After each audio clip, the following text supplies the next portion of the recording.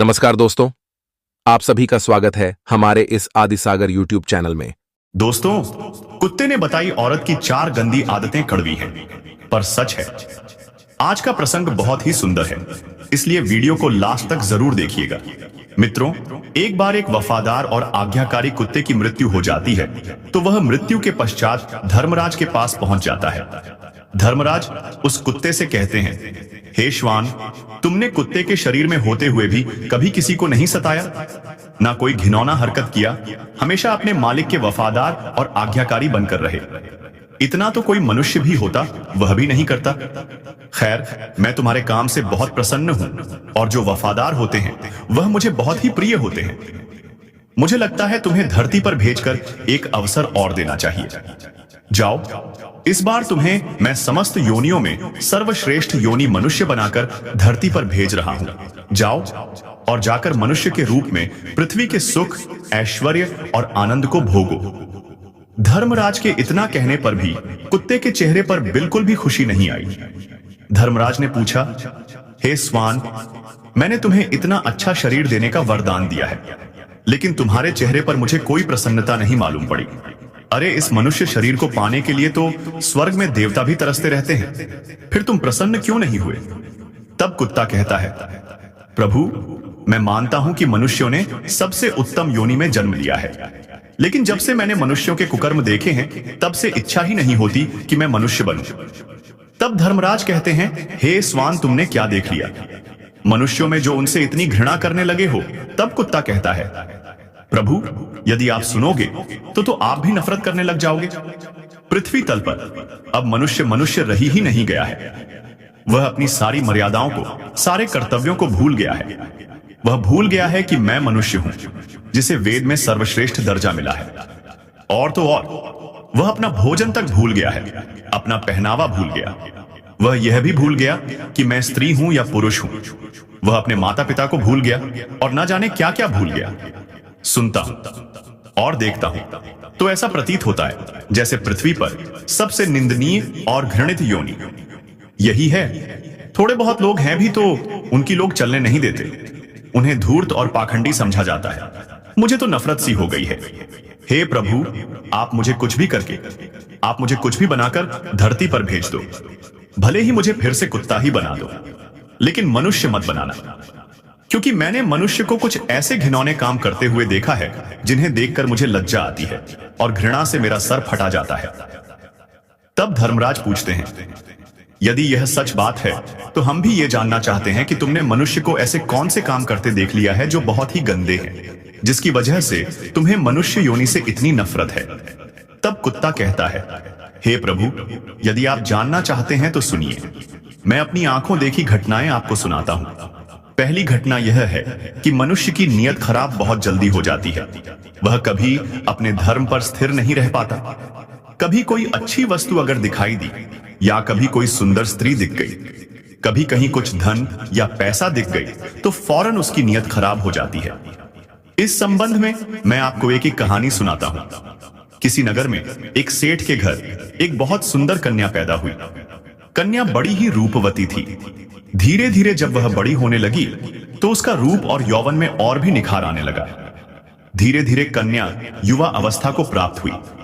तब एक दिन सेठ के मन में ख्याल आता है कि मैं अपनी बेटी का विवाह करूं, और विवाह किसी राजा महाराजा से करना चाहिए। मित्रों, ऐसा विचार करके सेठ उस नगर से बाहर एक बाबा रहते थे। सेठ उस बाबा के पास जाता है और वह अपने मन की इच्छा बाबा से कहता है कि हे बाबा, हम अपनी रूपवती कन्या का विवाह किसी राजकुमार के साथ करना चाहते हैं। जरा अपने तपोबल से देखकर बताओ कि हमारी बेटी का विवाह किसके साथ होगा। तब वह बाबा कहता है, देखिए सेठ जी, हम आपकी बेटी का भाग्य उसे देखकर ही बता पाएंगे। या तो आप अपनी कन्या को यहां बुलाकर लाइए, या फिर हम आपके घर चलते हैं। वो सेठ कहता है, हाँ जरूर बाबा, आप हमारे घर पधारिए। आपके चरण हमारे घर में पड़ जाएंगे तो घर भी पवित्र हो जाएगा, और हमारी बेटी का भाग्य देखकर जरूर बताएं। दोस्तों, अगले दिन सुबह सुबह वह बाबा उस सेठ के घर जाते हैं। कन्या को देखकर उसका भाग्य बताने पर कन्या इतनी सुंदर थी कि मोनी बाबा ही उस पर अशक्त हो गया। मोनी बाबा का मन सेठ की कन्या पर चलायमान हो गया। सोचने लगा, ऐसी कन्या यदि मुझे मिल जाए तो मेरे भाग्य खुल जाए। अब कोई ऐसा जतन करूं जिससे यह लड़की मुझे मिल जाए। यही सोच करके वो मोनी बाबा एकदम से रोने लगता है। मोनी बाबा को रोता हुआ देखकर सेठ ने पूछा, बाबा आप तो कभी बोलते भी नहीं थे, आपके रोने का क्या कारण है? तब वह बाबा सेठ को अकेले में और एकांत में ले जाकर समझाता है कि तुम्हारी कन्या की मस्तक रेखाओं को देखकर हमें रोना आ रहा है, क्योंकि इन रेखाओं का यह फल है कि यह कन्या तुम्हारे कुल का नाश कर देगी और जिस घर में जाएगी उस घर को भी ले डूबेगी। मोनी बाबा की बात सुनकर सेठ घबरा जाता है, पूछने लगा, बाबा क्या इसका कोई समाधान या कोई उपाय नहीं है जिससे कि हमारा कुल नाश होने से बच जाए?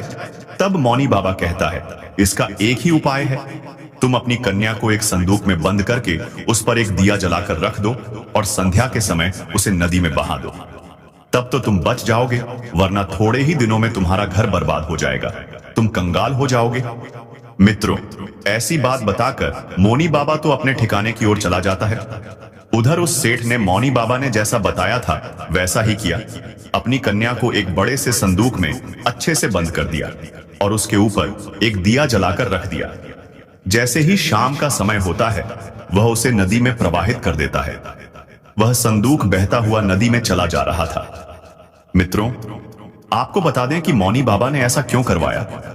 उसने सोचा कि जैसे ही सेठ अपनी कन्या को संदूक में बंद करके नदी में बहाएगा, वैसे ही कुछ दूर आगे जाकर मैं उस संदूक को निकाल लूंगा और उस लड़की को मैं अपनी स्त्री बना लूंगा। यही सोचकर मौनी बाबा ने अपने 4 चेले नदी के किनारे बैठा दिए और कहा कि आज की रात इस नदी में बहता हुआ एक संदूक आएगा, तुम चुपचाप उस संदूक को निकालकर मेरे पास ले आना। चेलाओं ने कहा, ठीक है गुरुजी। अब तो साधु के चेले जाकर नदी के किनारे बैठ गए। उधर क्या होता है? वह संदूक जैसे ही नदी में छोड़ा जाता है कुछ दूर आगे तक पहुंच जाता है। कुछ दूर आगे नदी के किनारे एक राजा का राजकुमार खड़ा था। राजकुमार शिकार खेलने आया था। राजकुमार नदी किनारे खड़ा था। अचानक उसकी नजर संदूक पर पहुंच जाती है। राजकुमार ने झटपट अपने सिपाहियों से उस संदूक को बाहर निकलवाया। राजकुमार ने संदूक खोलकर देखा तो उसमें एक बहुत सुंदर अप्सरा सी राजकुमारी बैठी थी। राजकुमार उसे देखते ही उस पर लट्टू हो गया। राजकुमार ने उसे अपनी पत्नी बना लिया और उस संदूक में जंगली सुअर पकड़कर बंद कर दिया और उसके ऊपर दीपक जलाकर रख दिया। फिर उस संदूक को फिर से नदी में प्रवाहित कर दिया। संदूक बहता हुआ आगे के लिए चला गया। अब आगे तो महात्मा जी के चेले नदी किनारे घात लगाए बैठे ही थे कि जैसे ही संदूक आएगा हम निकाल लेंगे। उन्होंने झटपट संदूक निकाला और अपने गुरु के पास ले आए। गुरु को पता ही था कि संदूक में सेठ की सुंदर कन्या बंद है, इसलिए उसने संदूक को कमरे के अंदर रखवा दिया और चेलाओं से कहकर बाहर से कुंडी लगवा दी और कहा, सुनो, इस कमरे से चाहे कितना ही शोर आए, चाहे मैं दरवाजा खोलने के लिए कहूं, चाहे कोई और, लेकिन तुम बाहर से कुंडी मत खोलना। चेलाओं ने कहा, जो आज्ञा गुरुदेव। इस प्रकार वह मौनी बाबा संदूक के साथ कमरे में बंद हो जाता है और जैसे ही उसने संदूक खोलकर सेठ की कन्या को देखना चाहा तो मित्रों, उस संदूक से एक खूंखार जंगली सुअर निकलता है और उस मौनी बाबा को अपनी सूंड से मारना शुरू करता। बाबा जी बहुत चिल्ला के बोलता है कि दरवाजा खोल दो, मगर किसी भी चेले ने दरवाजा नहीं खोला। आखिरकार सुअर ने बाबा को मारकर ही छोड़ा। जब शोरगुल बिल्कुल शांत हो गया तो चेलाओं ने दरवाजा खोलकर देखा तो अंदर गुरु मृत अवस्था में पड़े थे और कमरे के अंदर से सुअर निकलकर भाग गया।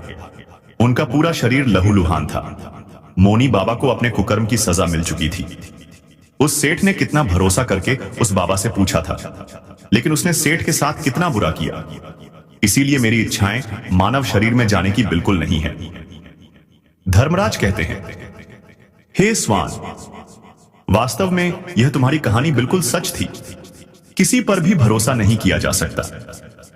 पता नहीं कब किसकी नीयत खराब हो जाएगी।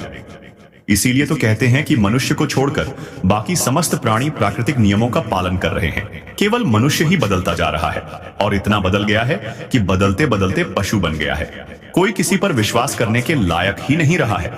आज का जमाना यह आ गया है कि किसी विश्वासी का भी विश्वास नहीं किया जा सकता।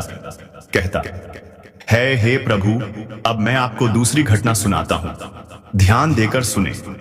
एक बार एक पंडित जी काशी में विद्या अध्ययन करने के लिए गए थे।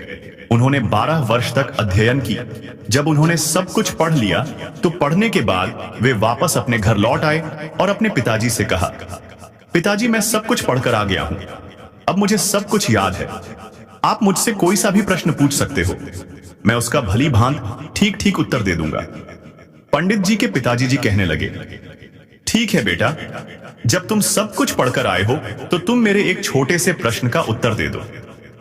पंडित जी कहने लगे, ठीक है पिताजी पूछिए। पिता ने पूछा कि मुझे सिर्फ इतना बता दो कि पाप के बाप का क्या नाम होता है। फिर पंडित जी ने सोचा कि पाप का बाप, यह तो मैंने कभी पढ़ा ही नहीं है। जो किताबें मैंने पढ़ी उसमें यह विषय तो था ही नहीं।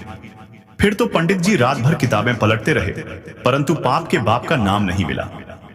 पंडित जी के पिताजी कहने लगे, जब तुम्हें पाप के बाप का नाम नहीं मालूम तो तुमने क्या खाक पढ़ाई की है? अभी तक तुम्हें पाप के बाप का ही नाम नहीं पता है।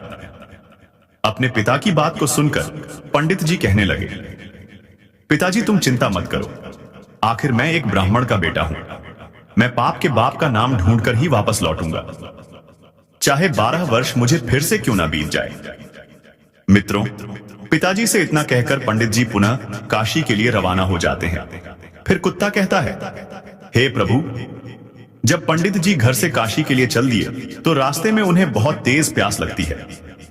एक घर में उन्हें एक घर दिखाई देता है, तो पंडित जी उस घर में जाते हैं और वहां जाकर कहते हैं, मुझे बहुत जोर की प्यास लगी है, अगर घर के अंदर कोई हो तो मुझे पानी पिला दो।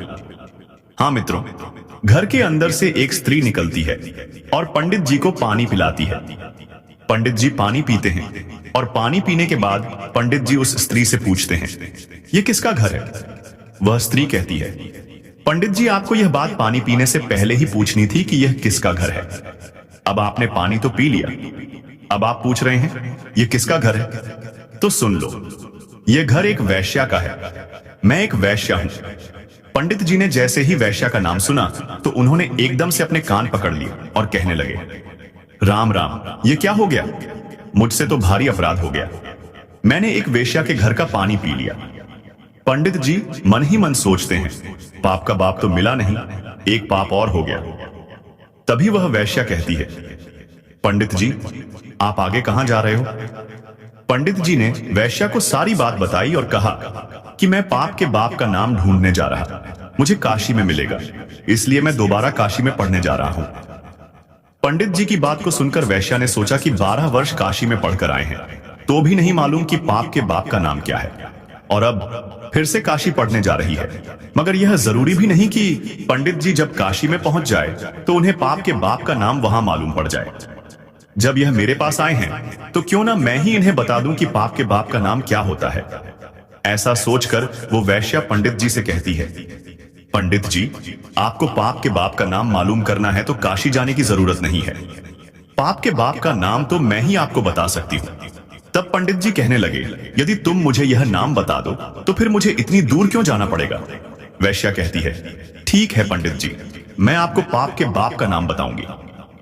वैश्या पंडित जी से कहती है, आप बहुत थक चुके हैं, आप काफी दूर से चलकर आए हैं, इसलिए आप थोड़ी देर आराम कर लो, तब तक मैं आपके लिए भोजन बना देती हूं। फिर भोजन करने के बाद मैं आपको बताऊंगी पाप के बाप का क्या नाम है। उधर कुत्ता धर्मराज से कहता है, प्रभु जब वैश्या ने कहा, पंडित जी आप भोजन कर लें, उसके बाद मैं आपको पाप के बाप का नाम बताऊंगी, तो पंडित जी कहने लगे कि मैं तेरे घर पर भोजन कैसे कर सकता हूं? तू एक दूषित स्त्री है, मैं तेरे यहां भोजन कदापि नहीं करूंगा। पानी पी लिया, उसका भी प्रायश्चित कर रहा हूं। पंडित जी की बात को सुनकर वैश्या कहने लगी, कोई बात नहीं पंडित जी, मैं आपको दाल आटा घी शक्कर सब दे देती हूं, आप स्वयं बनाकर भोजन कर लो। पंडित जी कहने लगे, तू तो